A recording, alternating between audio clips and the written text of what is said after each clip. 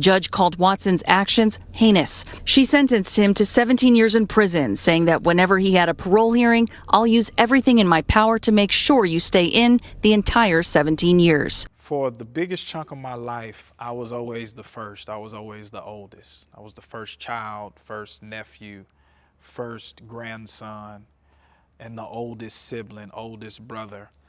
And at the age of 28, with just one phone call, with just a blink of an eye, all of that changed. And I went from being the oldest to being a younger in minutes. At the age of 28, I discovered that I had a brother that was only 30 days older than me. He is February 10th. I am March 11th. We both were born in 1989. And just to give you a little background story, I didn't meet my biological father officially until I was 28. And once I met him, I realized he was a scumbag and I wanted nothing to do with him anyway. Just not a good person. He's a liar habitually. And he's just the scum of the earth. So we'll leave him where he's at. So essentially, a man came into my life by the name of Greg Elliott at the age of 5 and raised me up until his death at my age of 30. Shout out to my pops, because he was always excited about me getting to 30. I just had no idea that he would walk me to my 30th on March 11th and then die 11 days later. That's crazy to me. Insane. You crazy, bro. But nonetheless, so no, my mama didn't forget she had a kid, didn't give up no kid for adoption. No, my biological father was a Rolling Stone officially. And at the age of 28, I met my brother, who made me a little brother at the age of 28, Tyshawn Watson. And as we begin to engage in a lot of conversation over time, we just grew a bond instantly. And I think for both of us, we were able to meet each other where we were because we had a commonality in thought. Meaning, I've always been the older brother. I have a few younger siblings. I've always been an older brother. He's always been the older brother, but he's never had brothers. That's all I got is brothers. And so this gave me an opportunity to meet somebody of like-mindedness. And in a weird, strange way, even though we're only 30 days apart, it gave me an opportunity to feel safer, if that makes any sense. And for him, he always wanted a brother. He has a younger sister. We were both able to essentially fill voids for each other that we didn't know we had. And we hit it immediately. I mean, like, we hit it off immediately, because DNA is a crazy thing, because at this point, we're the same person. We communicate the same. We look at the world the same. We're contrarians by nature. You tell us no, we're going to want to do it even more. We're the same person without ever knowing each other. And so as we're growing our relationship, our moms build a plan for us to meet in person. Because up until this point, he's living in Virginia. I'm living in Atlanta. We're talking on the phone. As soon as we walk into the room, I meet my older brother by 30 days for the first time in person.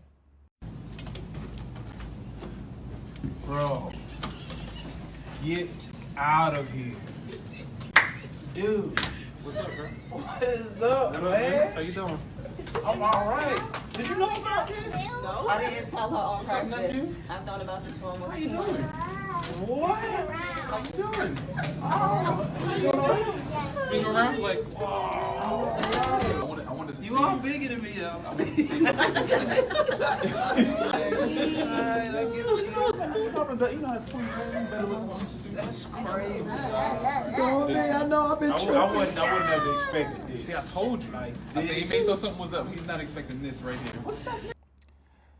Very surreal experience because, of course, we've been talking all this time. I forget the duration of time from when we were talking almost every day to meeting, but I get to see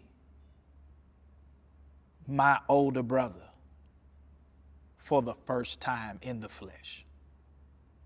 Very sentimental moment. This is my brother. This it's just the essence that you feel, man. Just the essence that you feel. And unexplainable joy. Because for the first time in my life, I feel like it's somebody on this planet that understands me. For the first time in my life, I'm not weird. For the first time in my life, I'm not crazy. We hit it off, man, and our relationship continued to grow up until that point. I mean, thick as thieves. Now, my brother, very well-mannered, very educated in the finance department.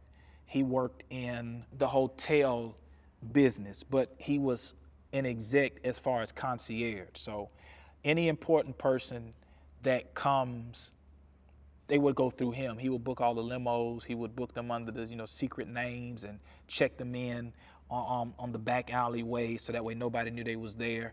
Real confidential, upscale privacy. That's my brother. And my brother is, in every sense of the word, at this point, one of the most classy men that I know. And at this point, my brother's dating a young lady here. Yeah, whatever. She's crazy. And my brother's coming to Atlanta almost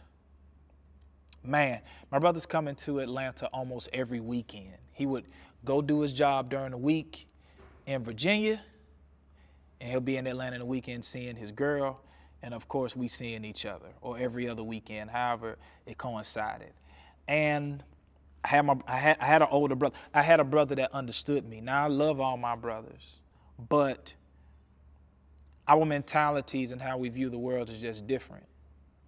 We at this point didn't have commonality like we do now, but me and him just had a bond. And I think also us building upon our relationship was all a lost time. I mean, we didn't grow up together. We met each other at 28 years old. We're twins, twinsies, twin, whatever. And yeah. My brother also has a son who's the same age as my oldest son. Now, I have 4 kids, 12, 7, 5, 2, okay? He has a 12-year-old as well. And so just a lot of commonality there. But nonetheless, he's coming to Atlanta a lot. He makes a decision, him and this young lady, makes a decision to move back up top to New York, but they lived in New Jersey. And to say the least, their relationship was terrible. They tried to hide who they were to each other from us, but the young lady was on multiple medications. My brother had some substance abuse issues, and I think them trauma bonding with each other over various things. My brother went through a divorce. She lost custody of her child. I think they trauma bonded real well. And they also dated prior to my brother getting married. And I think she was married at one time too.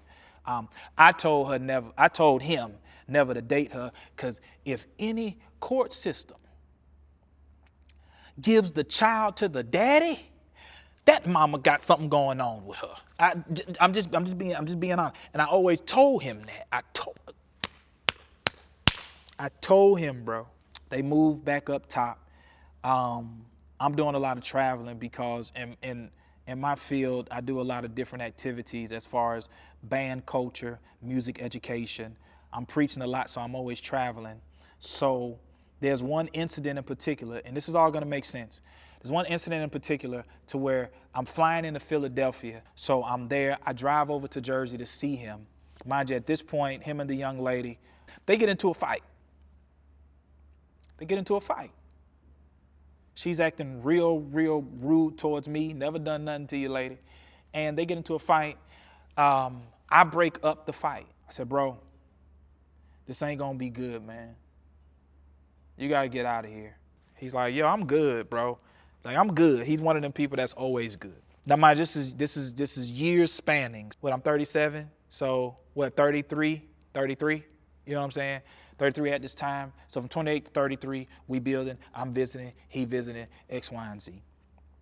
Through this whole time, my brother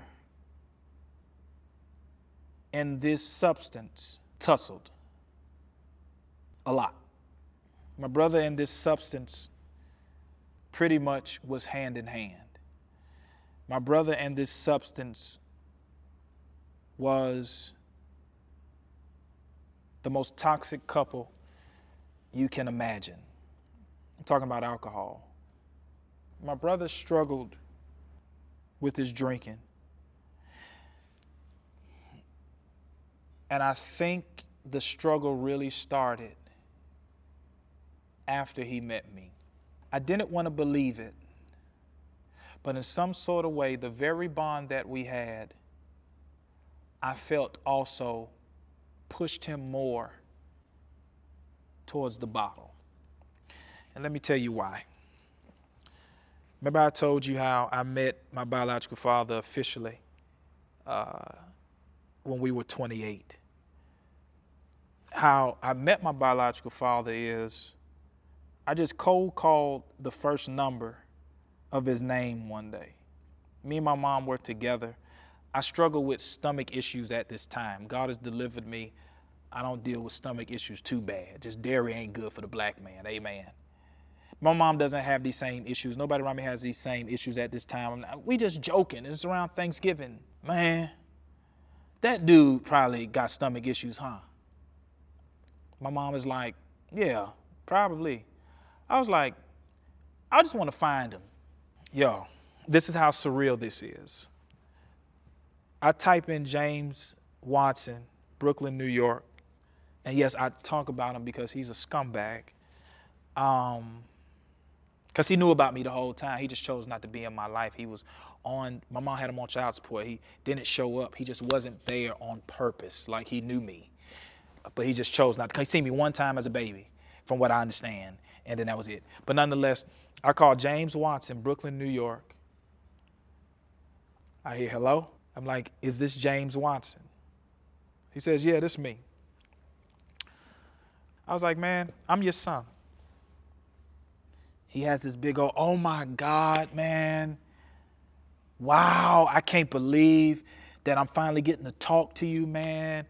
And you know, we're talking, he's like, yo, what are you up to? And I'm telling him, yo, at this time, you know what I'm saying? I got my own trucking company. I'm just living life. I got one son. I'm just living life. You know, all the stuff that you would think you would want your biological father to hear. You know what I'm saying? This dude, after all of that, he says, yo, you sound like a fine young man. And he says, Tierra, I'm sorry for not being there. But it sounds like you did a great job. And I want to build with you from here. I get to talk to me. I get to talk to my flesh and blood. Like I get to seemingly get to deal with my essence, know where I come from. And he's like, yo, you have a brother. Like, okay, cool. You know, somebody has a brother. He was like, yo, your brother got a son as, you know, as my grandson. And tell me my grandson's name. I tell him my oldest son's name, who was my only son at the time. And I was like, yo, connect me with my brother. He said in due time. When did you think that somebody would right away connect their children? Should have been a red flag. Also, he told me he was an international DJ and he was heading to Dubai to DJ. And come to find out, this Negro ain't even got no passport. But I digress. He's a liar, okay? James Watson, he's a liar. Through all of that, my mom goes on James' page, goes through the friend list, finds my brother, says, hey, Kurt, I think I found your brother. I message him myself, hey, man, I'm your brother. I say, I'm your brother. He calls me, and he's like, yo, let's talk about this. Because, I mean, who wouldn't want to talk about this? Like, you hitting me up saying I'm your brother? I'm like, hey, man, this is what's going on. This is my mom. My mom knows your mom. Things of that nature. Him and my biological father are together in Florida because my brother's in the CrossFit. And this is going to make more sense later. My father never mentioned to my brother that he's ever spoken to me. So my brother mentions to my pops, and I use that very loosely. Hey, you know, spoke to Curtis. The day that my biological father knew that I got in touch with my biological brother, I had never heard from him again. And here's why. My biological brother, as we were growing our relationship in the beginning, he says, yo, I want you to be careful getting to know James, because you had a father. You have a father. This is all I had, and I'm here to tell you that he's not trustworthy. His mama don't like him. His siblings don't trust him. And I was like, yo, but he told me he's like an international DJ, and he's heading to Dubai. He just laughed. He said, yo, that man don't even have a passport, Kurt. Why am I telling y'all this story when it's about my brother, right? And his substance issue. I still can't come to grips with saying abuse or alcoholism for some reason. I just can't bring my mouth to say it. Not the dude that I idolized, not the dude that gave me a safe space was struggling like this. I just still can't understand it. I can't understand it. He says, yo, I spoke to Curtis. Like, what's up with that? Like, you told me my whole life that I was the only one. And you knew him. You went to go visit him as a baby. Like, you need to talk to me about this, bro. You owe me this conversation. You told me my whole life I was your only son. And now I talk to this dude. You don't even tell me that you talked to him. My brother tells me verbatim, this is what he said, and it could be more. It shattered my brother, because the last little bit of hope that my brother had concerning our biological father left that day, because the callousness, the carelessness, the smug reality of you really ain't nothing. He always knew it. He always felt it, but he really got to see it on display. And he still tried to see him as a man after that, because that's his father. That's my father by DNA, but I don't know him. That's where it really started getting heavy with that substance in my brother. My brother was also going through a divorce. So you got a divorce, you got the turmoil of, you just found out the last little bit of respect of your father has left your body. The man that raised you is now nothing. My brother still is trying to have a relationship with him, because their relationship is estranged now because of this, you can imagine. And the one thing that you could have treated right, the one thing that you could have told the truth with or had a clean slate with was me. And the one person that loved you through it all, you now treated him like dirt too. Bottle. Alcohol. There it goes. Alcohol. You, James, you are part of the reason that Ty is where he is. Me and my brother, once our relationship became more common, of course we're not talking as much, but we're still keeping in contact. We'll probably speak every couple months. You know what I'm saying? Because that's how we are. I'm the type to where I don't have to talk to you for months, and I can talk to you and pick up like we just talked yesterday. Some people don't like that. Some people can't do that. Me and him are that same person. So we continued that for a while. The talking and not talking, the talking, and just life. Also at this time, I'm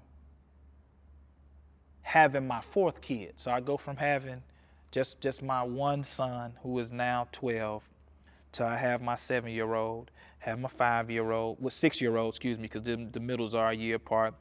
And we're pregnant with my baby girl. My brother has an incident to where he's on a train in New York and he gets into a scuffle where he gets stabbed in the neck. This is a very important part of the story. And it's another trauma now. Just randomly, he's on a train, gets into a confrontation with the man stabs him in the neck. Yeah, police tell us this all happened last night when two men got into a fight on the subway and one of them ended up stabbing the other in the neck. He lives, of course. That changes him though. So now he's walking around New York with a pit bull. It's New York, I'm here, whatever the case may be. It's a trained pit bull. It was his aunt. So he's walking around with her dog for protection. I'm prepping to have my baby girl. I forget how it happens. I text my brother. We have iPhones. Text messages go green. And I probably text something like, yo, man, just checking on you. You know what I'm saying? Because normally if we don't speak for a couple months, one of us would just, do a evidence of life text. You know what I'm saying? Couple more months roll by. I text him again. And also I'm telling my wife, yo, I ain't supposed to tie, you know what I'm saying?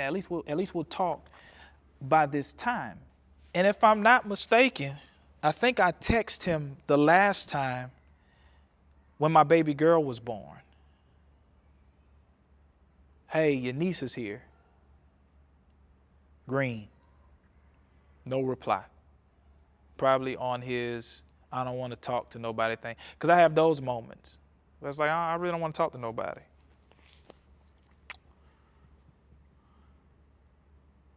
I wake up at 3 in the morning one night, 3 or 4 in the morning, probably 2.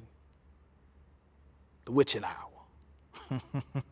And the Holy Ghost said, Google your brother's name in New York. And this is what I see. Anything to say to the victim?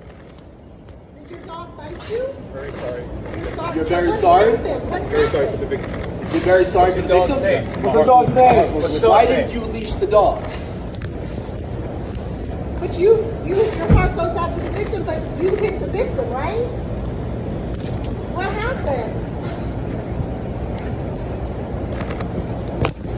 Hi, Sean. And I'm trying to figure this out. I wake my wife up. Baby, I found out what happened to Ty. My wife is startled, of course, because she thinks something is going on essentially with me. And there was, but if you get what I'm saying,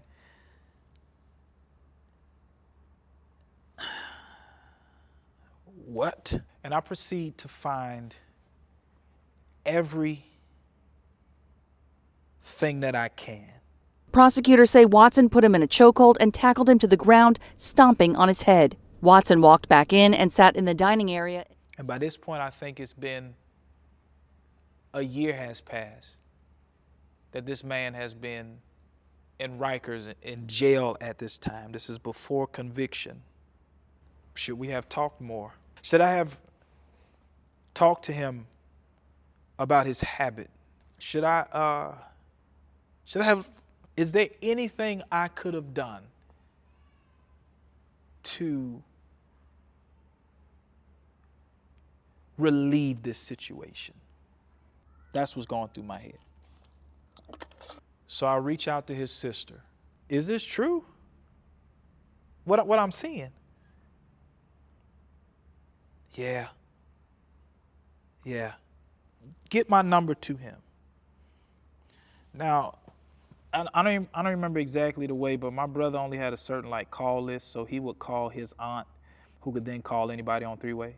I get a text, I'm about to call you, with Ty on the phone. Pick up. Yeah, man. That's how we started the conversation. Bro, what happened? Yo, we got into a fight. You in there for a fight? I don't know the extent of the situation. Neither does he. Because up until this point in his mind, it was just a fight. So now he's able to call me. More and more news starts coming out about it. And this is what I see. He walks around the counter and strikes Zachariah El Sharif, known as Zach. The brutal attack, which included the dog biting El Sharif, lasted around 4 minutes, as prosecutors say he pleaded with Watson to stop. When he attempted to escape, prosecutors say Watson put him in a chokehold and tackled him to the ground, stomping on his head. The man who gave me an opportunity to feel safe broke. Nah, not him. Not him. My brother is never gonna sound down bad, even if he's down bad. He's in Rikers Island, on Rikers Island. Talking about, what's up, my guy? You know what I'm saying? I'm good, you know, just working out the best way I can and, you know, fighting this case. And it's just like, huh? Like, it took me so long to recognize where he was, the severity of the situation. No, not the most put together male that I know besides the father that raised me. Not the man that showed me how to form an LLC. Not the man that always had it all together. How do you end up in jail for this? No, there's an explanation for this. Somebody explain this to me. Another year goes by. We're in year 2 now. We're in year 2. My brother receives a plea deal for attempted murder for a fight. Because I'm still being naive. It was just a fight. My brother told me it's just a fight. I finally see it.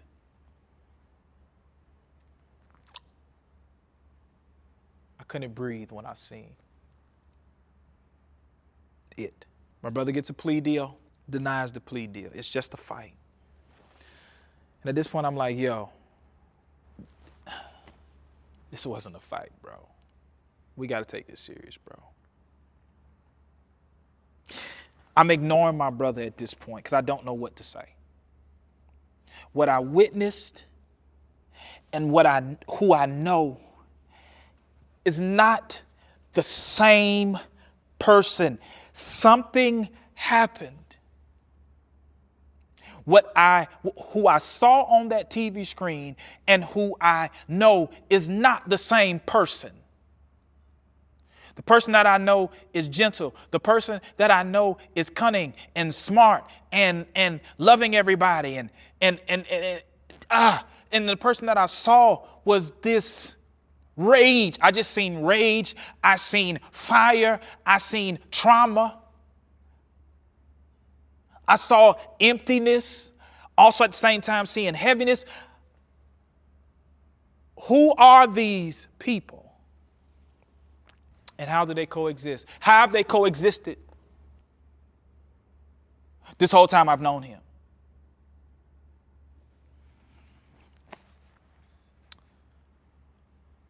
That bottle. Over here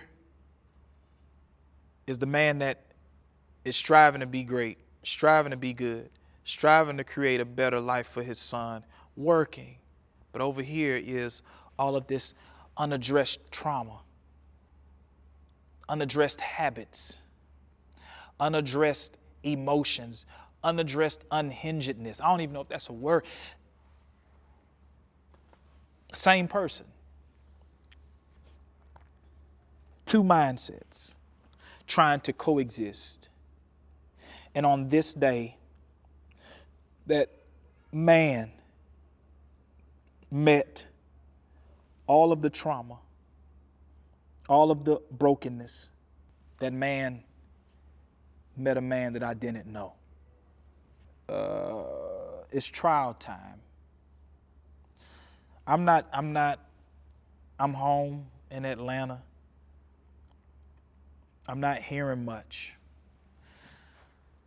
I don't know if my brother was busy fighting, but fighting the inevitable. Because up until this point, it's just a fight, Curtis. It's just a fight, Curtis. I'm going to get out. I'm going to get out. To now facing the fact that these people are trying to take a huge chunk of your life away from you. I don't hear from my brother for a few, but I'm living life. I'm traveling. I'm preaching. I'm teaching. I'm building. So, my wife, babe, what's up with your brother? I don't know. He'll call me soon. Hopefully. I hear that voice again. Look it up. I look up his case. The first thing I see is a judge saying, Judge called Watson's actions heinous. She sentenced him to 17 years in prison, saying that whenever he had a parole hearing, I'll use everything in my power to make sure you stay in the entire 17 years. this can't be. I looked at the news article wrong. I heard it wrong. Let me go look up his case. I look on the case. I see the charges. 17 years. You mean to tell me the one person on this planet that I felt understood me to my core is now about to be behind a wall for 17 years? How do you consume that? We met at 28. And now both of us are 37. And my brother's only in year 3 of a 17-year sentence due to unaddressed trauma, unaddressed bad habits, dealing with the weight of a man that failed him. I get those calls, man, and it's like, I'm gonna get my master's, Kurt. I'm gonna get my master's like you, bro. He always asks, how am I doing? And he talks to me as if he's not behind a wall. The right couch could have probably remedied that. The right counsel could have stopped that bomb from blowing up. The right hug, the right relationship, the right people that were close could have probably saved another black man from becoming a bomb. Yes, my brother did what he did. I'm not saying that he's not guilty. But if his mental could have been addressed, he might not be behind the wall. I say all of that to say, go talk to somebody. Go seek professional help in times of need. Do not bottle in, because you're not escaping it. It's just a weight. And you want to know what happens with weight?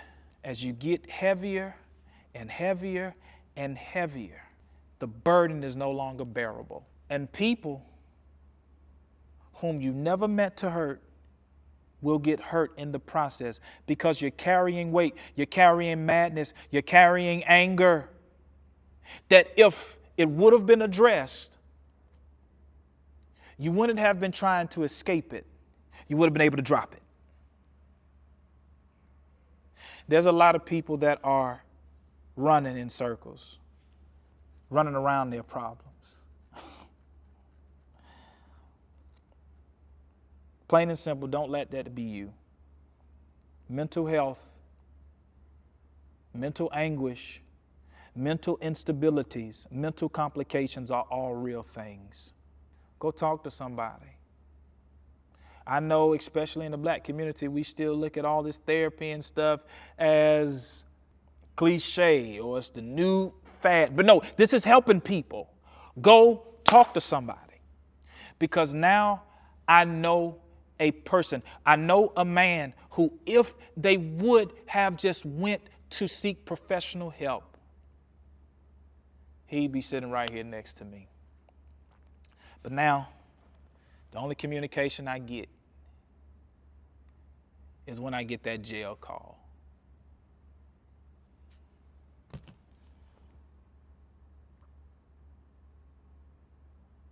Go talk to somebody, man.